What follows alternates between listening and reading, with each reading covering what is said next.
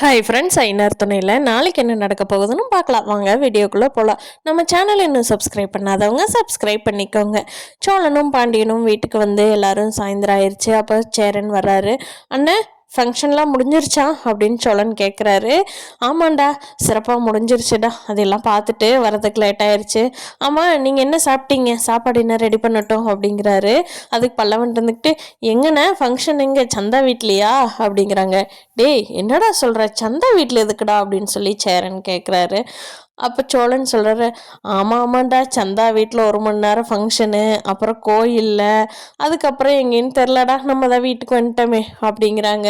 அதுக்கு பல்லவன், ஆமாண்ணே அப்படிங்கிறாரு. சேரன், என்னடா சொல்கிறீங்க, என்னை ஃபாலோ பண்ணீங்களா, பார்த்தீங்களா அப்படிங்கிறாங்க. பின்ன நீ ஃபங்க்ஷன் சொல்லிட்டு போகிறப்பவே தெரியுது நீ போய் சொல்லிட்டு போகிறேன்னு, அதுக்காகத்தான் வந்து பார்த்தோம்.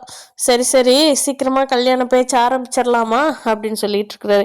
டேய் போடா, போய் வேலையை பாருடா, பல்லவன் இருக்கா, என்ன பேசிட்டு இருக்கிறேன் நீ இப்போ அப்படின்னு சொல்லி சேரன் வந்து சோழனை விரட்டிட்டு இருக்காரு. பொண்ணுலாம் ரெஸ்ட் ரூம் போயிட்டு கையை அம்மா அப்படின்னு தொடச்சிட்டு வர்றாங்க. அப்போ சேரன் சோழன் எல்லாருமே என்னாச்சுன்னு பார்க்குறாங்க. அது வண்டியிலிருந்து வர்றப்போ லைட்டாக ஸ்லிப் ஆகி கீழே விழுந்து காயாயிருச்சு அப்படிங்கிறாங்க. எல்லாரும் டே மருந்து போடு, ஹாஸ்பிட்டல் கூட்டிகிட்டு போடா சோழா அப்படின்னு சொல்லி சேரன் சொல்கிறாரு. அப்போ சோழன் இருந்துட்டு வாங்க ஹாஸ்பிட்டல் போகலாம் அப்படிங்கிறாரு. அதுக்கு நிலா, இல்லைங்க ஒன்றும் இல்லை, பிரச்சனை இல்லை அப்படிங்கிறாங்க.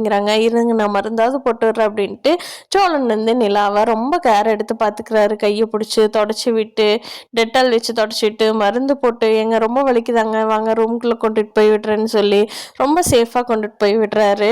சோழன் வந்து நிலாவை பார்த்துக்கிறது நிலாவுக்கே ரொம்ப பிடிச்சிருக்கு. ஐயோ அம்மா வலிக்குதே அப்படிங்கிறாங்க. வாங்க நான் வீட்டு ரூம்குள்ளே வரைக்கும் கொண்டு வந்து விடுறேன் அப்படின்னு சொல்லிட்டு சோழன் கூட்டிகிட்டு போய் நிலாவை சேஃபாக ரூம்குள்ளே விட்டு ரொம்ப கேர் எடுத்து பார்த்துக்கிறாரு. அது நிலாவுக்கே ரொம்ப பிடிச்சிருக்கு. நான் பார்த்துக்கிறேன், கதவை சாத்திட்டு போயிருங்க அப்படின்னு சொல்லிட்டு நிலாவை பார்த்துக்கிறாங்க. சோழனும் கதவை சாத்திட்டு வந்துடுறாரு. அப்போ நிலா நினச்சி பார்க்குறாங்க. சோழன் கையை பிடிச்சி கூட்டிகிட்டு வந்தது, ரூம்குள்ளே கொண்டு வந்து கேர் பண்ணி பார்த்துக்கிட்டது எல்லாமே ரொம்ப நிலாவுக்கு பிடிச்சிருக்கு. நிலாவுக்கு இப்போதான் சோழனோட நடவடிக்கை ஒன்றும் பிடிக்க ஆரம்பிக்குது. அதாவது சோழன் வந்து டிவோர்ஸ் பண்ணுறதுக்கு ரெடின்னு சொன்னதுனால அப்போது சோழன் கணக்கு போட்டது கரெக்டாக தான் இருக்குது. ராகவ் வந்து ஆஃபீஸில் நிலா கிட்ட என்னதான் வளைஞ்சு பேசினாலும் நிலா கரெக்டாக அவாய்ட் பண்ணிட்டு வந்துடுறாங்க.